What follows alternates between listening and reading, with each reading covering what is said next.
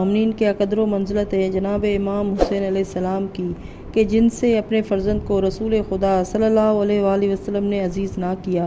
چنانچہ ابن عباس سے منقول ہے کہ ایک روز جناب رسول خدا صلی اللہ علیہ وآلہ وسلم مجمع احباب میں رونق افروز تھے اور جناب امام حسین علیہ السلام آپ علیہ السلام کے داہنے زانوں پر اور آن حضرت صلی اللہ علیہ وآلہ وسلم کے فرزند جناب ابراہیم علیہ السلام آپ وسلم کے بائیں زانوں پر بیٹھے تھے، اور جناب ختمین مرتبت صلی اللہ علیہ وآلہ وسلم کبھی اپنے نواسے حسین علیہ السلام کو اور کبھی اپنے فرزند دلبند ابراہیم علیہ السلام کو پیار کرتے تھے۔ اسی اثنا میں پیک رب جلیل یعنی حضرت جبرائیل امین نازل ہوئے اور عرض کی کہ اے فخر خلیل و اسماعیل، رب جلیل بعد تحفہ درود و سلام سے ارشاد فرماتا ہے کہ ہماری قدرت کاملہ کو تمہارے پاس دونوں فرزندوں کا ہونا منظور نہیں ہے، لہٰذا ان دونوں صاحبزادوں میں سے جو زیادہ پیارا ہو اس پر دوسرے کو فدا کر کے ہماری قدرت کے سایہ عاطفت میں بھیجو۔ اس حکم کے سنتے ہی آن حضرت صلی اللہ علیہ وآلہ وسلم اپنے فرزند ابراہیم علیہ السلام کی جانب بکمال حسرت سے دیکھ کر آبدیدہ ہوئے، پھر اپنی پارہ جگر حسین علیہ السلام کی طرف نگاہ کر کے روئے اور بجواب پیام رب کریم جبرائیل سے ارشاد فرمایا کہ اے اخی، میری طرف سے درگاہ باری میں عرض کر دو کہ پالنے والے تیرا یہ بندہ تحمیل ارشاد پر بدل و جان موجود ہے اور اپنے فرزند ابراہیم علیہ السلام کو حسین علیہ السلام پر تصدق کر کے نظر کرتا ہے، لیکن مفارقت حسین علیہ السلام مجھ کو منظور نہیں ہے۔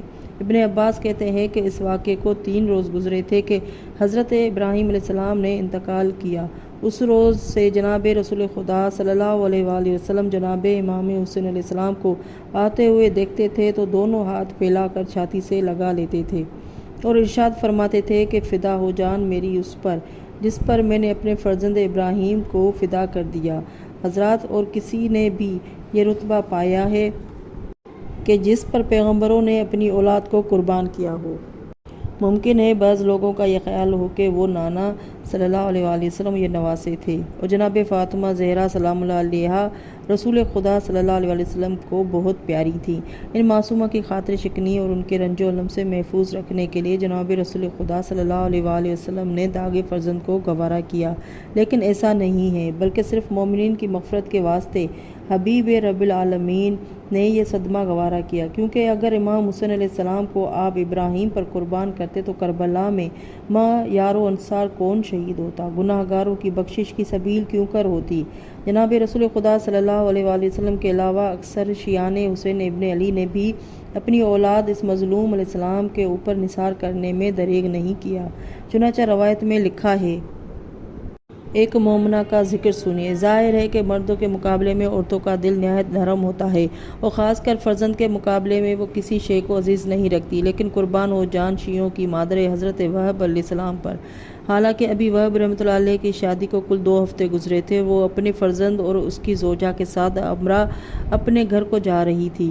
اثناء راہ میں فرزند رسول صلی اللہ علیہ وآلہ وسلم پر اشقیاء کے ظلم و ستم کا حال سنا تو کربلا میں آئیں۔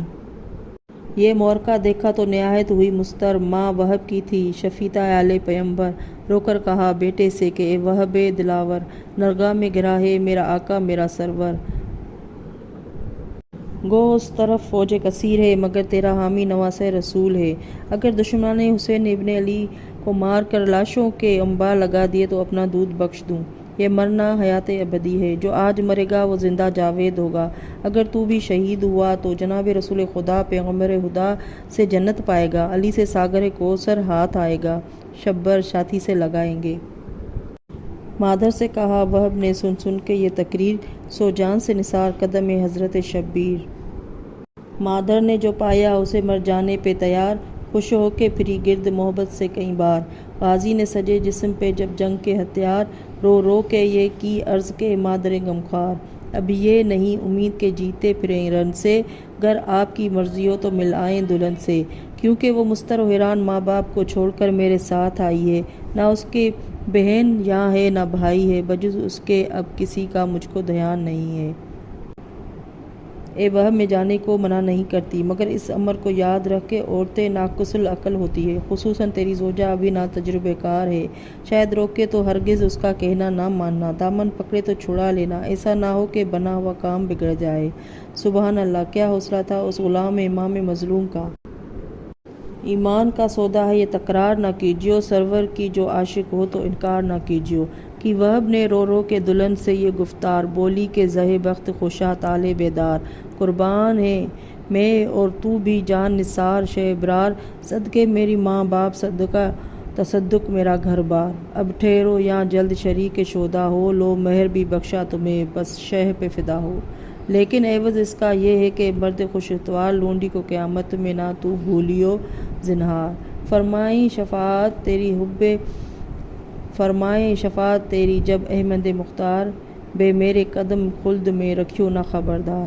شبیر سے کہہ کر مجھے بخشائیو صاحب، حوروں میں کہیں مہو نہ ہو جائیو صاحب۔ سبحان اللہ، کیا حوصلہ تھا اس کا نیز با تمیز کا کہ فرزند رسول صلی اللہ علیہ وآلہ وسلم کی مصیبتوں کے سامنے متعلق اپنے رانڈپے کا خیال نہ کیا۔ ایسے دوست صادق اور محب واثق اس سید ابرار کے ہے کہ الغرض جب حضرت وہب کی زوجہ نے بخوشی رخصت دی تو یہ سن کے وہ جرار بسط شوکت و وقار لشکر کفار کے مقابل آیا اور رجز پڑھ کر سب کو مخاطب کیا کہ ملعون و فرزند پیغمبر صلی اللہ علیہ وآلہ وسلم کو مت ستاؤ، خدا کا خوف کرو، پیغمبر خدا ان کو تمہارے درمیان امانت چھوڑ گئے ہیں، کل روز قیامت آن حضرت کو کیا منہ دکھاؤ گے۔ یہ سن کر شمر ملعون نے کہا کہ اے وہب، اپنی زوجہ پر رحم کر، اپنی جوانی کو برباد نہ کر۔ حضرت وہب نے فرمایا کہ اے ملعون، حضرت قاسم و علی اکبر کی جوانی کے مقابلے میں مجھ کو اپنی نوجوانی کا اور شہزادی کونین حضرت کبریٰ کے رانڈ ہونے کے سامنے اپنی زوجہ کے رانڈپے کا کیا غم ہے۔ جب اس لعین نے دیکھا کہ وہب کو اپنی زوجہ اور ماں کا متعلق خیال نہیں ہے تو الغرض اسی طرح حضرت وہب نے بہت سے کفار کو تیغ بتیغ فنار کیا، پھر تو تمام اشقیاء اس جرار کے مقابلے کی تاب نہ لا کر میدان سے لگے بھاگنے، ڈر ڈر کے جو ناری خیمہ کی طرف وہب نے دیکھا کئی باری۔ جس وقت مادر وہب نے اپنے نونہال کا یہ حال پر ملال دیکھا تو ایک چوبے خیمہ اٹھا کر فوج اشقیاء کی طرف دوڑی۔ اس وقت حضرت وہب نے فرط محبت سے بے چین ہو کر آواز دی کہ مادر مہربان، برائے خدا یہاں نہ آنا۔ یہ سن کر اس نیک بخت نے کہا، حق الفت زہرا کا ادا کرنے دے بیٹا، شبیر پہ سر مجھ کو فدا کرنے دے بیٹا۔ پھر روک کے پکارے یہ شہ یثرب و بتا، اے شفیع ابن علی عاشق زہرا، عورت کو نہیں حکم وغا کرتی ہے کیا، تجھ کو شہ مرداں کی قسم رن سے چلیا، جنت میں ثمر اس تیری الفت کا ملے گا، واللہ تجھے اجر شہادت کا ملے گا۔ فرمانے سے حضرت کے پھری وہ جگر افگار، وہاں دل پہ ثنا کھا کے گرا شاہ کا غمخوار۔ فضہ نے یہ زینب سے کہا دوڑ کے ایک بار، اے بنت علی قتل ہوا وہب وفادار۔ سن کر یہ خبر بیبیاں رونے لگیں ساری، اور نکلی دلہن وہب کی کرتی ہوئی زاری۔ روکا جو حرم نے تو وہ بے کس یہ پکاری، اے بیبیوں جانے دو میں لونڈی ہوں تمہاری۔ روکو نہ کہ دم گھٹتا ہے گھبراتی ہوں لوگو، دلہا سے میں رخصت کے لیے جاتی ہوں لوگو۔ یہ کہہ کے جو مقتل میں گئی کھولے ہوئے سر، دیکھا کہ تڑپتا ہے زمین پہ وہ دلاور۔ خوں روتے ہیں زخم تبر و نیزہ خنجر، ٹکڑے ہیں جبیں چاک کے سب سینہ انور۔ اوصاف زبان پر ہے امام ازلی کے، لب پہ یہ صدا ہے کہ نثار ابن علی کے۔ دلہا کو دلہن نے جو سسکتا ہوا پایا، منہ پیٹ لیا خون دل آنکھوں سے بہایا۔ نوشا کا سر زانوں پہ رکھ کر یہ سنایا، ہائے ہائے میری غربت پہ تمہیں رحم نہ آیا۔ رخصت کو یہ آوارہ وطن آئی ہے صاحب، آنکھوں کو تو کھولو دلہن آئی ہے صاحب۔ لکھا ہے کہ روتی تھی ابھی وہ جگر افگار، جو شمر لانتی نے خادم کو اشارہ کیا ایک بار۔ افسوس ستمگر نے کیا غرض کا ایک وار، سر پھٹ گیا تیورا گئی وہ بے کس و ناچار۔ خون اس کے کھلے بالوں سے ٹپکا جو بدن پر، چلائی کے قربان میں قاسم کے دلہن پر۔ منہ کر کے بقیہ کی طرف اس نے پکارا، یا فاطمہ زہرا جلد آ کے خبر لیجئے خدا را۔ لونڈی نے بھی سر آپ کے فرزند پہ وارا، مقتل سے یہ زہرا کی صدا آئی کزارا۔ شبیر مصیبت میں گھبرائی ہوں بیٹا، جنت سے تیرے لینے کو میں آئی ہوں بیٹی۔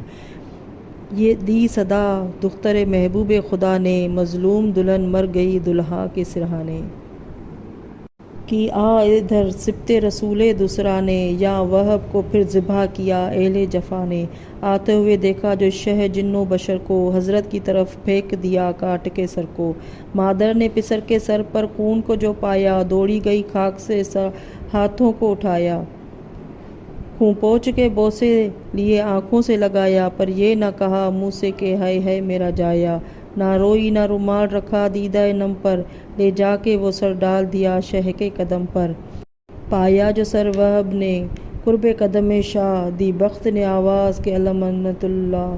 سر پیٹ کے روئے حرم سید ذی جان، حضرت نے کہا واہ میرے شیر جواں واہ۔ پوچھے میرے دل سے کوئی جو تو نے وفا کی، اے وہب دلاور تجھے رحمت ہے خدا کی۔